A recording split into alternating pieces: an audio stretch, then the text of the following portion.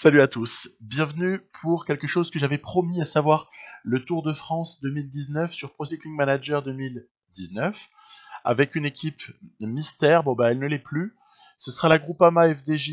Bon, vous êtes un certain nombre à vous en être douté à mon avis, parce que j'avais laissé un petit peu des trucs ces derniers temps, bref, peu importe, on va s'occuper des étapes 1 et 2, je ferai par bloc, hein, d'accord.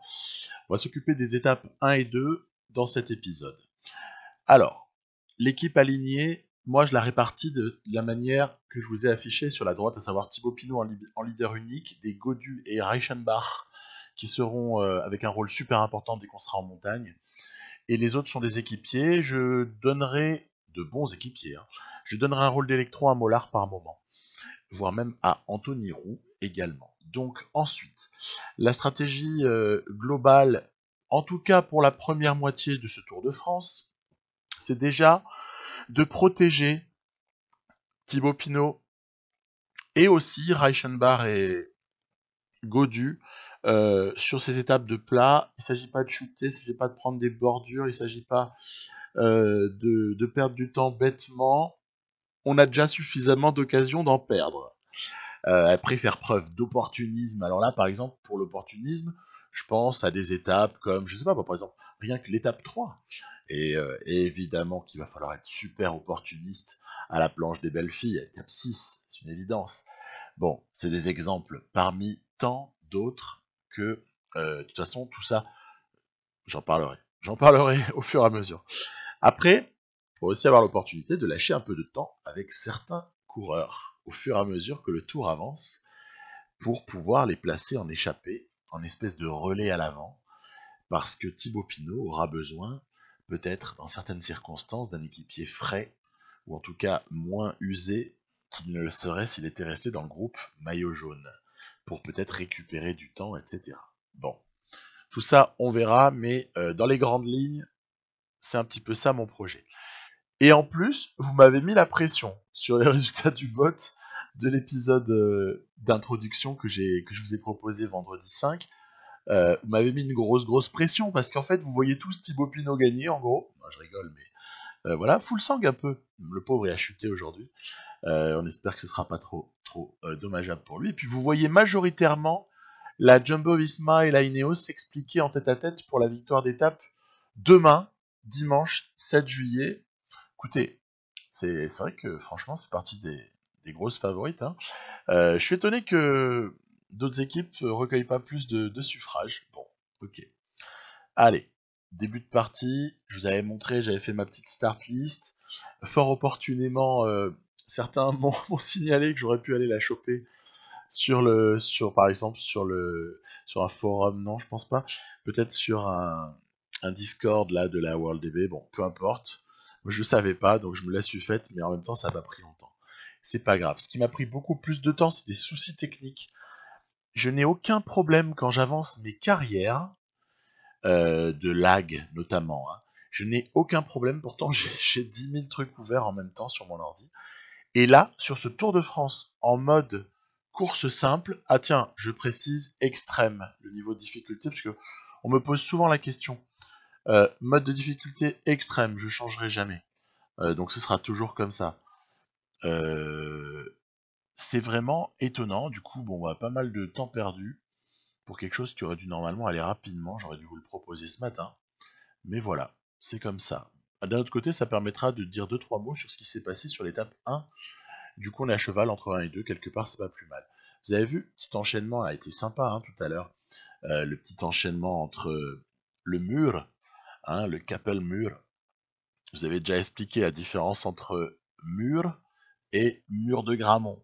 C'est pas exactement la même difficulté. Parenthèse refermée dans le jeu, hein, bien sûr. Voilà, je parle de PCM. Avec le Bosberg, voilà, mais on est à 140 bornes de l'arrivée, donc aucune incidence. J'entendais Marc Madio tout à l'heure là qui débriefait, donc le directeur sportif, manager général pardon, de la FDJ. Hein. Marc Madio, bah, il était serein lui. Hein. Il était serein. Pour lui, rien ne devait se passer aujourd'hui pour son équipe, si on caricature un petit peu les choses. et rien ne s'est passé, et tout va très très bien, parce que de toute façon, c'est pas aujourd'hui.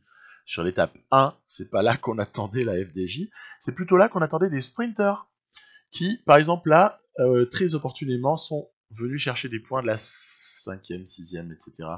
place, puisque les échappés, évidemment, avaient chopé les 20 points, 17 points, 15 points. Bref, ça se bat pour le maillot vert, c'est cool. C'est très très bien, tant mieux. Aussi un léger mot sur Greg Van Avermaet, qui est sorti là en début d'étape pour aller cueillir le petit maillot à pois. C'est sympa, hein. C'est sympa, il a bien fait GVA, hein. Il est malin ce GVA. On le verra sortir du coup et tout, c'est plusieurs fois dans les prochaines étapes. Après, bon, je pense pas qu'il aille au sommet du Galibier, mais sait-on jamais. Je me souviens des Jeux Olympiques de Rio, hein, où il n'était pas attendu, hein, le gars. Et puis, bah voilà, bah, peu à peu, on se rapproche du final. Parce que de toute façon, ça doit aller au sprint, l'histoire. L'échappée, elle a aucune chance d'aboutir. Elle a été reprise. Les sprinters vont s'expliquer et je ne me mêle pas à la bataille. J'ai calé Pinot et consorts dans la roue de Valverde. Je me suis dit, Anthony Roux aussi, je me suis dit, certes, il y avait quelque chose qu'on pouvait faire si on était dans une partie normale. Mais là, je vous propose un Tour de France. Est-ce que ça aurait de la gueule si je gagnais l'étape 1 avec quelqu'un qui n'est pas un sprinter? Ça a aucune gueule, donc j'ai pas cherché à le faire. Rendez-vous en fin d'épisode pour un petit commentaire à ce sujet-là. On en reparle. En tout cas, victoire de ce malheureux Groenewegen, comme ils disent. Ça y est, une nouvelle prononciation en vogue sur Eurosport. Voilà, donc Groenewegen qui l'emporte là dans notre partie. Bon, bah le pauvre, ça n'a pas été la même mayonnaise pour lui aujourd'hui, puisqu'il a chuté, et en finale, c'est Mike Teunissen qui s'est imposé. Ma foi, bravo, bravo, bravo à lui. Sagan deuxième, c'est le seul point commun qu'on a. Enfin, pas exactement le seul, mais voilà. Ah ouais, on aborde le CLM par équipe du lendemain. Moi, je vous montre comment je fais en fait. Voilà, je vous ai édité vite fait un petit screen pour vous montrer quelle est ma manière de gérer le truc. Je fais une petite moyenne pondérée vite fait entre prologue et note de prologue du jour et CLM. Et après, j'attribue la longueur des relais tout en se basant évidemment sur un effort à 99, très clairement. Sur 27 km, ça va, on peut le faire. Et ce serait sur 40 km que ce serait problématique en fait. On ne pourrait pas y aller à 99 sur 40 km. Mais là, à 27, ça passe. Et après, je répartis mes temps. Voilà. Il se trouve que par le hasard total de je ne sais quel phénomène, on part quasiment parmi les derniers. Vous voyez qu'il y a des équipes qui sont déjà plus performantes que d'autres. On peut notamment penser à la Dimension Data qu'on n'attend pas forcément à ce niveau-là, mais bon, pourquoi pas. Puis après, je prépare exactement mes gars comme je vous l'ai dit, c'est-à-dire en indexant le temps de relais sur bien le positionnement sur ma petite courbe là. Positionnement du type, par exemple, un Stefan Kung va hériter de 16 secondes, et puis vous verrez qu'en cours de CLM, je vais modifier. Je l'ai laissé quasi intégral le passage de la FDJ pour cette étape 2, parce que c'est intéressant, là on voit les coureurs. Le jeu est joli, hein. Enfin l'image est belle, hein, faut quand même le dire. Il y a le joli maillot là de champion de Suisse de CLM pour Kung. Ce que je peux déjà vous dire sur très très peu, c'est que évidemment les notes de Gaudu et Reichenbach, elles sont bon, Reichenbach encore à la limite, c'est mérité, mais Gaudu, c'est cool, hein, tant mieux, hein, on les prend, hein. Mais c'est presque un peu bien noté quand même, hein. C'est presque bien noté le 79 là en montagne. C'est un petit peu généreux, hein. Bref, on s'en accommodera. Les costauds Ladanius et Bonnet, ainsi que Kung, hein, finalement, il y a trois costauds hein, dans cette équipe, des gars qui sont là pour replacer, pour protéger, pour comme ça apporter. Je trouve que c'est une jolie construction d'équipe en fait, que celle de la Groupama FDJ là en ce Tour de France 2019.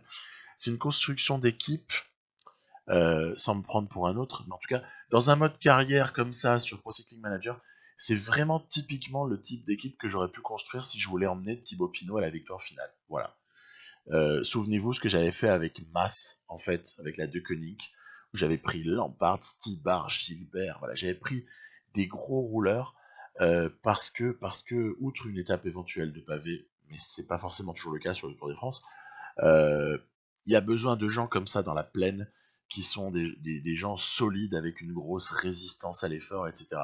Ben, c'est un petit peu ce qu'on a avec Kung, Bonnet et Ladanius, toute proportion gardée.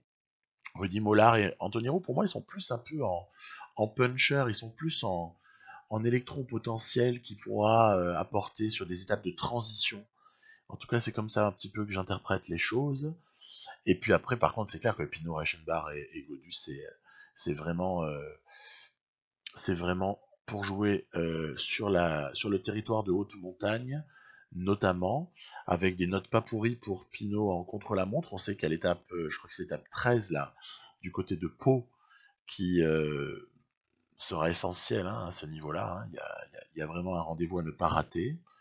Et voilà, bah, on n'est pas en grosse perf sur le CLM collectif, là, sur le CLM par équipe. On n'est pas très fort. Vous voyez, on a déjà pris presque 40 secondes dans la musette sur l'intermédiaire 2. Pourtant, mes mecs sont à 99. J'ai optimisé les temps de relais. J'ai pas des masses l'impression que j'aurais pu mieux faire, pour être très franc. Ou alors, oui, pour mieux faire, il aurait fallu être en mode carrière et avoir fait en sorte d'avoir un pic de forme pour chacun. Et là, oui, je faisais mieux.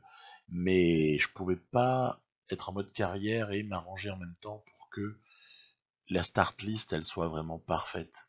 Vous voyez ce que je veux dire? Donc, il fallait faire un choix. J'ai choisi la vraie start list pour avoir les vrais 176, je crois, coureurs qui participent.